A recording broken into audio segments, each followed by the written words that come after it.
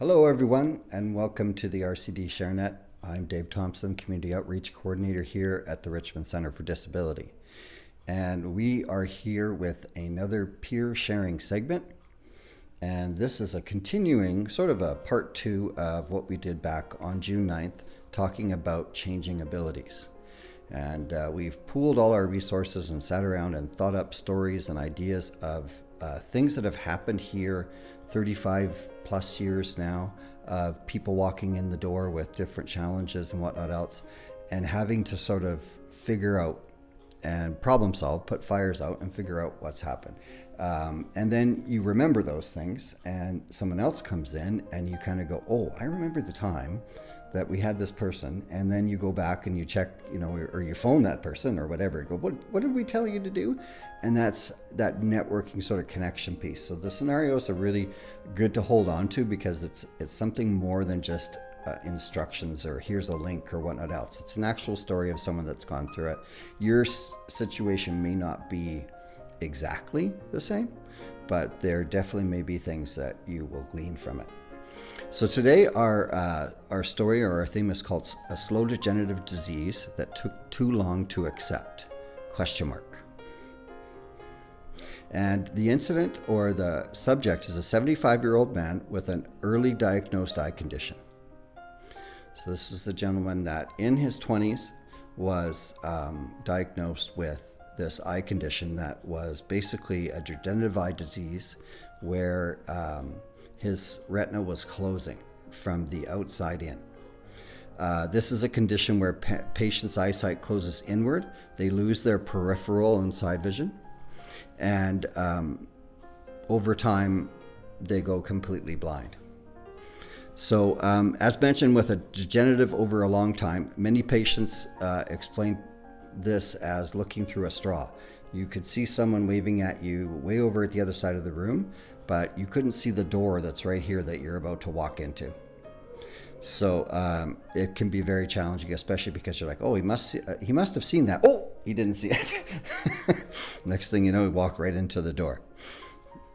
So over time, again, like I said, so things straight ahead or in certain distances can be seen, but things right outside of your peripheral cannot. Because of the time frame of this, it went for quite a long time, and it was a slow degenerative disease. He was able to make significant adjustments in his life, and they lasted so long that it became very commonplace. Family, friends, acquaintances, and whatnot else. Everyone kind of knew, tell him that you're telling, you're handing him something, or make sure you don't change the position of things. And it just became commonplace, and everyone got just so used to it. And because it's kind of like the iceberg, you don't see the iceberg growing and moving, but it is. And because it's so slow, you just don't see the progression, right?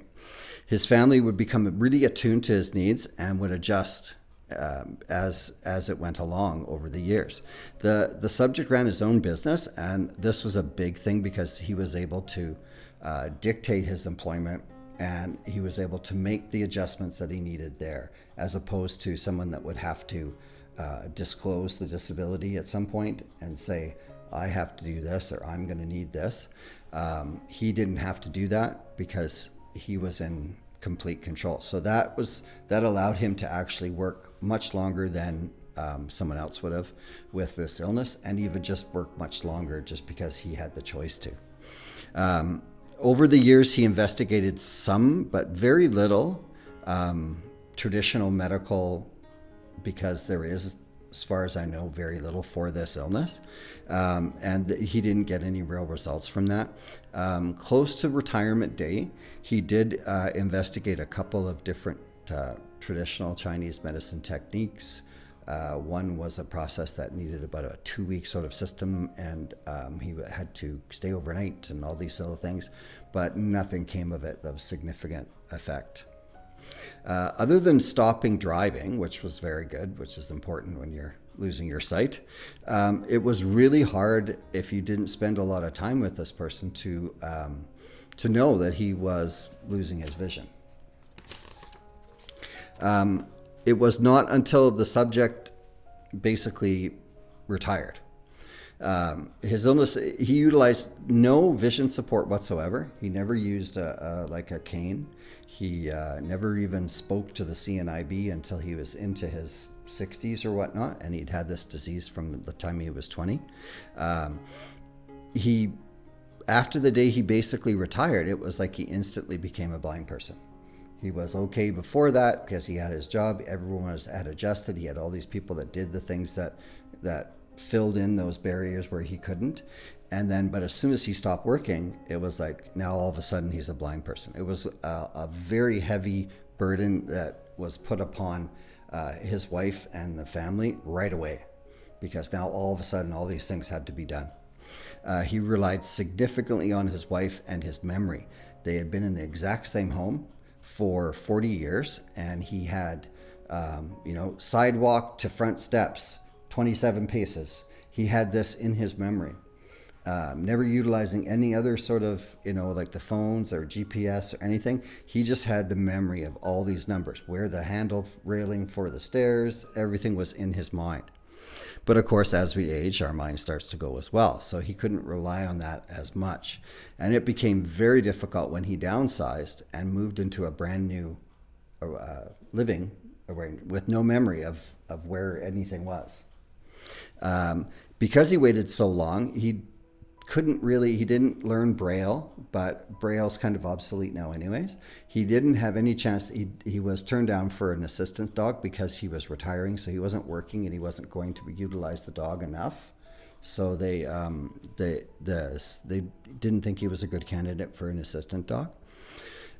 So that's basically where he results and reactions. That's how he went from about 20 to about 70.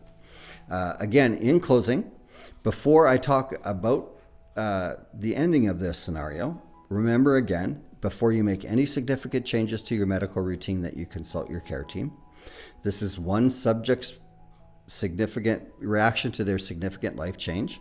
There's no right or wrong. No one really knows what you'll do until you're confronted with something like this. And we hope these scenarios will help inform you and give you some significant perspective of different things that have happened.